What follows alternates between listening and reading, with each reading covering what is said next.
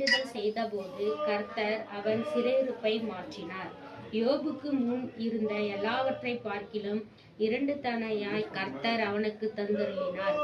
அப்பொழுது அவனுடைய எல்லா சகோதரரும் சகோதரிகளும் முன் அவனுக்கு அறிமுகமான அந்த வசனம் படிக்கும். கர்த்தர் யோபின் முன்னிலைமையை பார்க்கிலும் அவன் பின்னிலைமையை ஆசீர்வதித்தார். 14,000 ஆடுகளும் 1000 ஒட்டகங்களையும் 1000 ஏறுகளும் 1000 கழுதைகளும் அவனுக்கு உண்டாயின. 7 குமாரரும் 3 குமாரத்திகளும் அவனுக்கு பிறந்தார்கள். அல்லேலூயா, அல்லேலூயா. இந்த யோபு குறித்து நம்ம வாசிக்கிறோம். பின்னிலைமை ஆசீர்வதிப்பார். அல்லேலூயா. முன்னிலைமையில காட்டிலும் பின்னிலைமை ஆசீர்வதிப்பாரு. யாரெல்லாம் நம்புறாங்க? அல்லேலூயா. நம்ம எல்லாம் முன்ன காலத்துல எப்படி வாழ்ந்தோம்? அல்லேலூயா. இப்ப எப்படி வாழ்ந்துருக்கிறோம் இல்லைங்களையா? நம்ம தாத்தாங்கோ அதெல்லாம் எப்படி இருந்தாங்க? எவ்வளவு சம்பளம் கிடைச்சிருக்கு? ரொம்ப கஷ்டக்காலம். அல்லேலூயா.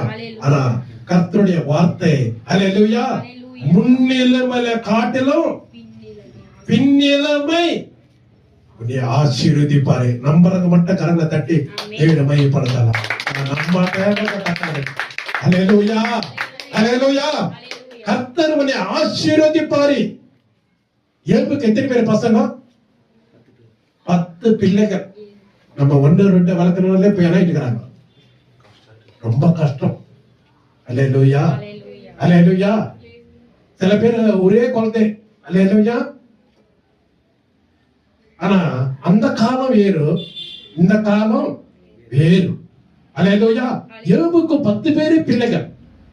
அதுல 7 பேரு ஆண் குழந்தைகள், 3 பெண் குழந்தைகள். அல்லேலூயா. யோபு 10 பிள்ளைகளை என்ன பண்ணாரு?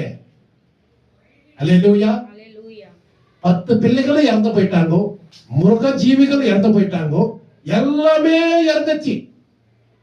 நம்ம சர்வசாதாரணமா நம்ம படிச்சுட்டு போயிடுறோம். அந்த நிலைமையில தாய் தகப்பனுக்கு என்ன இருக்கும்? நம்ம சர்வசாதாரணமா நம்ம படிச்சுட்டு போயிடுறோம் அப்படியே. ஆனா பெற்ற தாய் தகப்பனுக்கு உள்ளம் எப்படி இருந்திருக்கும்? அல்லேலூயா.